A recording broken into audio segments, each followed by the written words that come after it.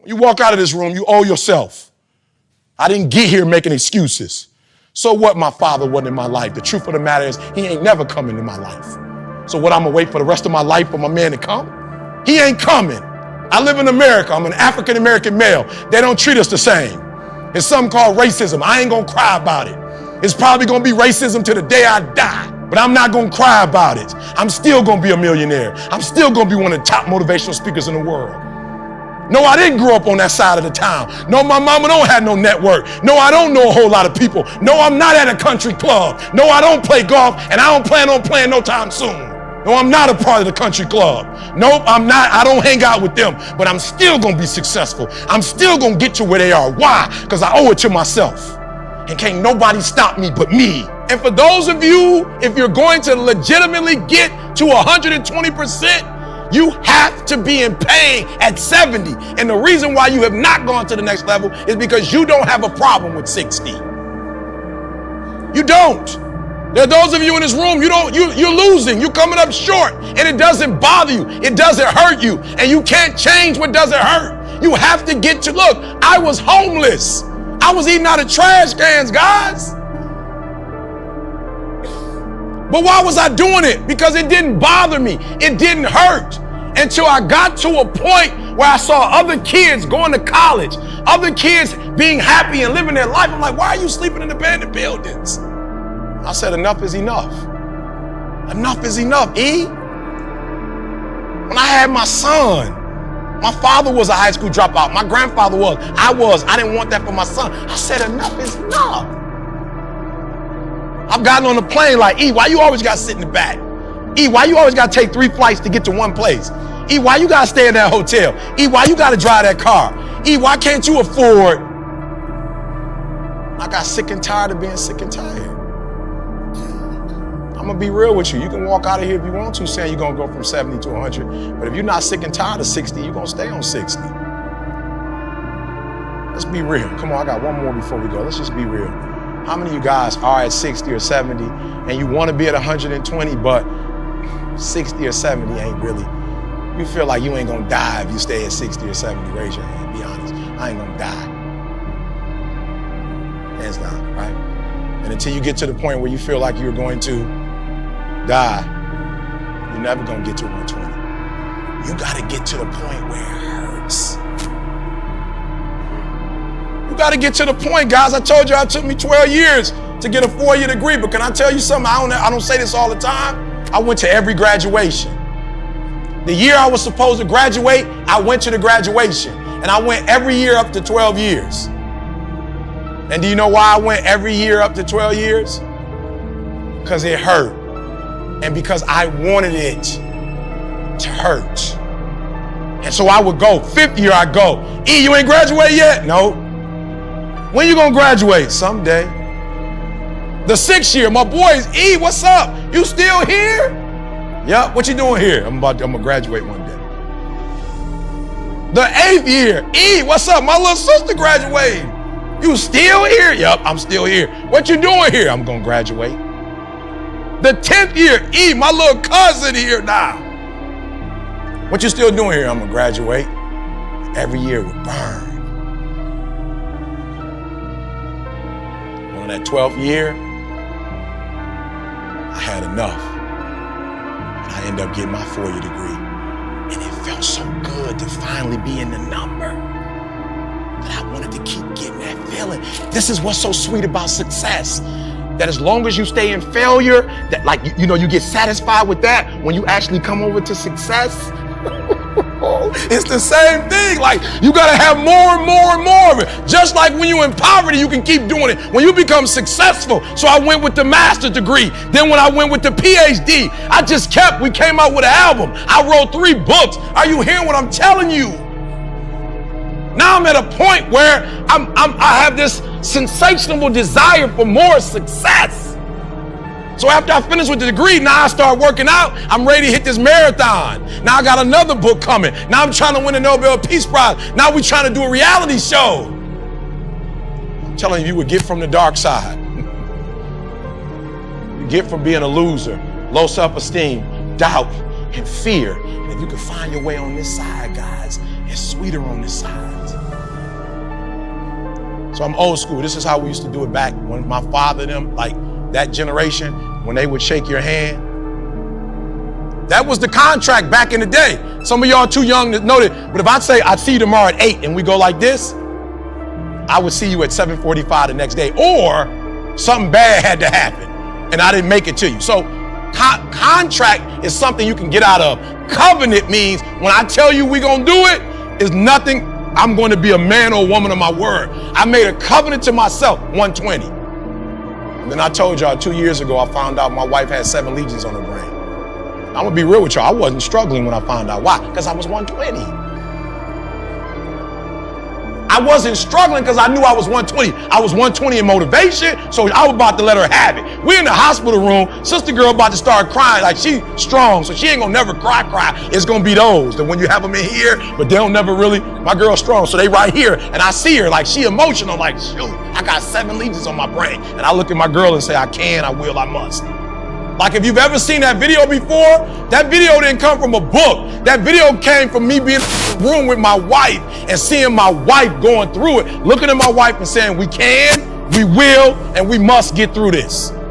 Because when you deal with an illness, it's just not the illness that's gonna break you.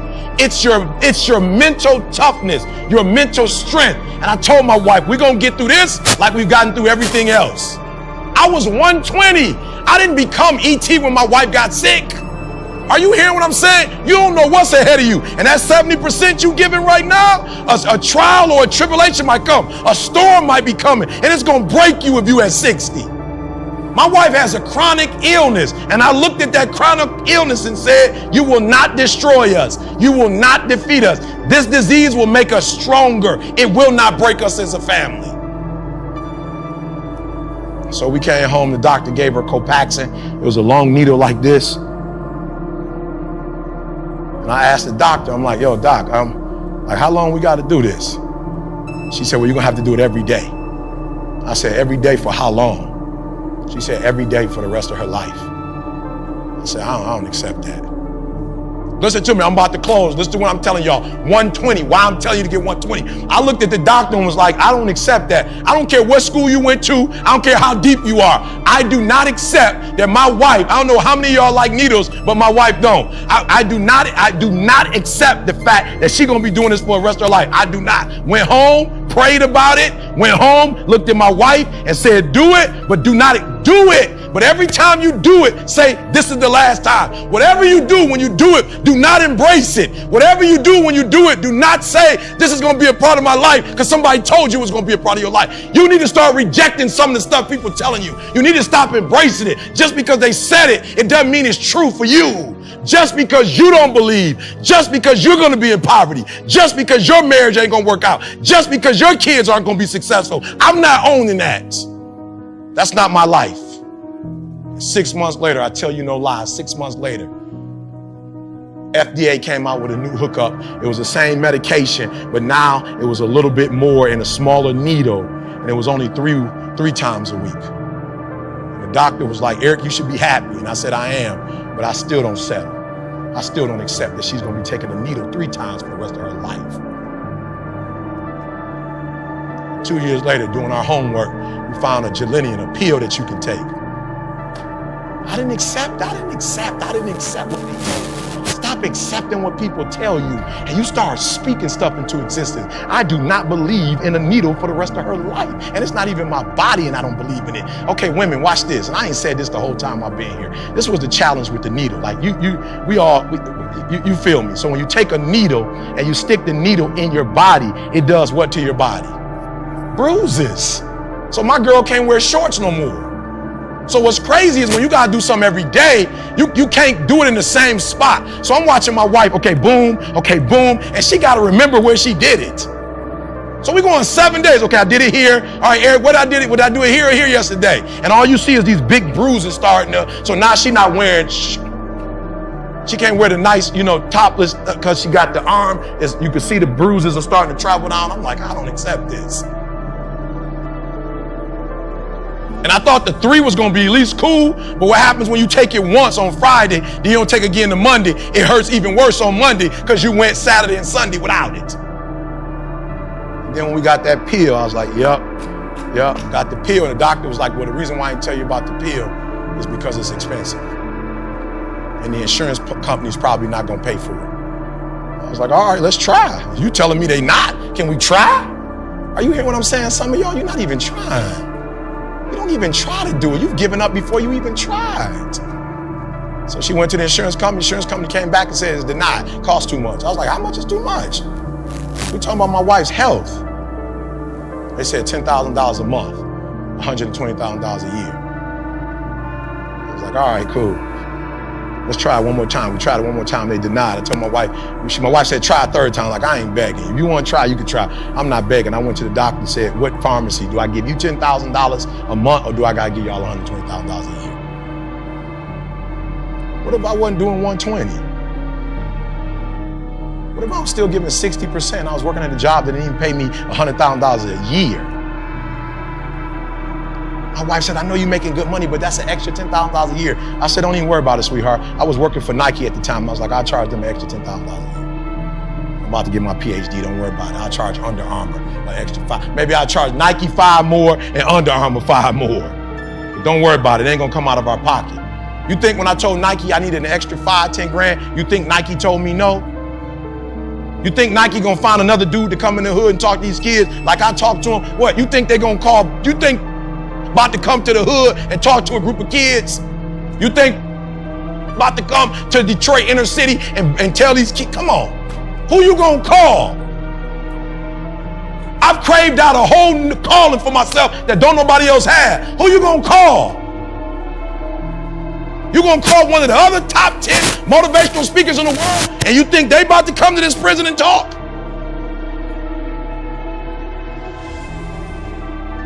You're giving 60%, you can't call Nike and charge Nike an extra 5. You can't call Under Armour and charge an extra 5 when you're giving 70. But when you're giving 120, I never knew my girl was gonna get sick. I never knew my girl was gonna need 120 grand and my son was gonna need $50,000 a year to go to college. That's 170. I never knew that.